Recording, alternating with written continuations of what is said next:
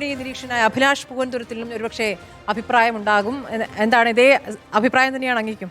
ഇതേ അഭിപ്രായം പറയാതിരിക്കാൻ നിർവാഹമില്ല. എൻ്റെ ഭാര്യയും കൂടെ പോന്ന പറഞ്ഞു നിർമ്മലാ സീതാരാമനെ കുറ്റം പറഞ്ഞുകൊണ്ടൊന്നും സംസാരിക്കരുതെന്ന് പറഞ്ഞു. അതുകൊണ്ടൊന്നും പറയാൻ പറ്റില്ല. വീട്ടിലേക്ക് തന്നെ പോണല്ലോ. സാരി വളരെ നന്നായിരുന്നു എന്ന് പറയാതിരിക്കും. സാരി മാത്രമല്ല, തമിഴ്നാട് അത്യാവശ്യം നന്നായിട്ടുണ്ട്. അതെ, അതൊരു സ്ത്രീയെ ഇങ്ങനെ നിൽക്കുന്ന പുള്ളിക്കാരി നന്നായിട്ട് റീഡ് ചെയ്യുന്നു, നന്നായിട്ട് വായിക്കുന്നു, നന്നായിട്ട് പ്രസന്റ് ചെയ്യുന്നു. അവര് ഇത് കോറിലേറ്റ് ചെയ്ത പോലെ തോന്നുന്നു. അതിൽ ഏറ്റവും പ്രധാനപ്പെട്ട ഒരു കാര്യം പറയേണ്ടത് അവരുടെ ഇക്കണോമിക് സർവേ ഫീൽഡ് വന്നതിൽ ഇക്കണോമിക് സർവേയിൽ രണ്ടാമത്തെ ഹെഡിങ്ങിൽ ഫസ്റ്റ് ചാപ്റ്ററിൽ തന്നെ അവർ ഒരു ഡയലോഗ് എഴുതിയിട്ടുണ്ട്. ഐ മീൻസ് ലൈക്ക് റുപ്പിയുടെ ഫോളിനെ കുറിച്ച്. അതൊരു കാഷ്വാലിറ്റി ആണെന്ന് സമ്മതിക്കുന്നുണ്ട്.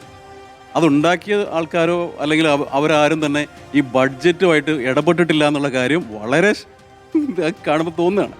ലൈക്ക് അതിന് ഇക്കണോമിക്സ് ഫിനാൻസിൽ ഒരു സബ്ജക്റ്റ് ആണെന്നാണ് ഇപ്പം നമുക്ക് തോന്നുന്നത്. ജസ്റ്റ് ഫിനാൻസ് ചെയ്യാൻ വേണ്ടി മാത്രമായിട്ട് അങ്ങനെയുള്ള കുറച്ച് കാര്യങ്ങൾ ചെയ്തു പോയി എന്നുള്ള ഒരു രീതിയിൽ മാത്രം മാർക്കറ്റ് ഫോളോ ചെയ്തതിൽ ഇപ്പോൾ ഇത് മാത്രമേ BSc ഓരോ സ്റ്റോക്സ് ഒക്കെ 10% 20% ഇടിഞ്ഞിരിക്കുകയാണ്. അപ്പോൾ ഇവിടെ നമുക്ക് ഇരിക്കാൻ തന്നെ ഒരു അവസ്ഥയില്ല.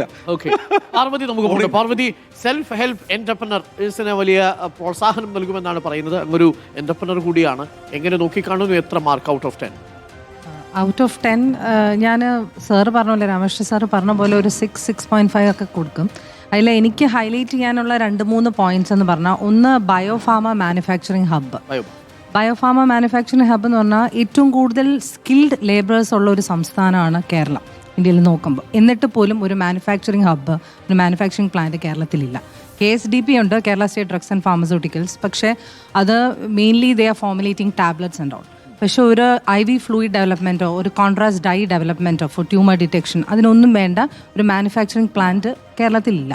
അപ്പോൾ ആ ഒരു ഏരിയയിൽ നമ്മുടെ ഗവൺമെൻറ് ഫോക്കസ് ചെയ്ത് അങ്ങനെ ഒരു മാനുഫാക്ചറിങ് ഹബ്ബ് കേരളത്തിൽ കൊണ്ടുവന്നാൽ കുറേ സ്റ്റാർട്ടപ്പുകൾക്ക് അത് ഉപകാരവും. കാരണം ഒരു പ്രോഡക്റ്റ് ഡെവലപ്പ് ചെയ്യണമെങ്കിൽ ഞങ്ങളിപ്പോൾ സ്കെയിലപ്പ്, അതിൻ്റെ further trial production, clinical trials, ഇങ്ങനത്തെ കാര്യങ്ങളൊക്കെ ചെയ്യണമെങ്കിൽ ലൈസൻസ് എടുത്തിട്ട് അന്യ സംസ്ഥാനങ്ങളിലാണ് പോകേണ്ടത്.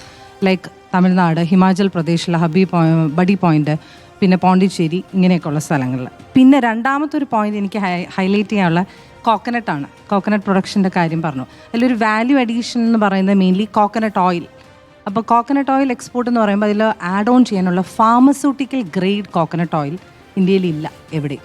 അപ്പോൾ അതിൽ ഞാൻ പ്രത്യേകം എടുത്ത് ഊന്നി പറയാനുള്ള കാര്യം എന്ന് വെച്ചാൽ, ഞാൻ ഡെവലപ്പ് ചെയ്ത 2 പ്രോഡക്റ്റ്, ഒന്നൊരു പാരൻട്രൽ ന്യൂട്രീഷൻ ഞങ്ങളുടെ കമ്പനി ഡെവലപ്പ് ചെയ്ത്, other is A contrast dye four liver tumour detection. ഇത് രണ്ടും കോക്കനട്ട് ബേസ്ഡ് ആയിട്ടുള്ള പ്രോഡക്റ്റാണ്. അപ്പോൾ അതിൽ ഫാർമസ്യൂട്ടിക്കൽ ഗ്രേഡ് കോക്കനട്ട് ഓയിൽ ഞങ്ങൾക്ക് ആവശ്യമുള്ളപ്പോൾ പുറത്തുനിന്നാണ് നമ്മളത് വരുത്തിയിരുന്നത്. അപ്പോൾ അങ്ങനെ ഒരു കാര്യം ഫോക്കസ് ചെയ്താൽ, ഫാർമസ്യൂട്ടിക്കൽ ഗ്രേഡ് കോക്കനട്ട് ഡെവലപ്പ് ചെയ്ത് കഴിഞ്ഞാൽ അത് ഫാമേഴ്സിനും വളരെ ഉപകാരപ്രദമാവുന്ന ഒരു കാര്യമാണ്, എക്സ്പോർട്ടിങ്ങിനും ഭയങ്കര ഉപകാരപ്രദമാവുന്ന ഒരു കാര്യമാണ്. അപ്പം അതൊരു ട്രമെൻഡസ് ഓപ്പർച്യൂണിറ്റിയാണ് ഫാർമ പ്രോഡക്ട്സിന്, especially in the middle of signing of EU എഗ്രിമെൻറ്റിൽ. പിന്നത് മെഡിക്കൽ ടൂറിസം ഒരു നല്ല ഓപ്പർച്യൂണിറ്റിയാണ്. അത് ടാപ്പ് ചെയ്യണം കേരള എന്നുള്ളതാണ് ഒരു കാര്യം മെയിൻലി.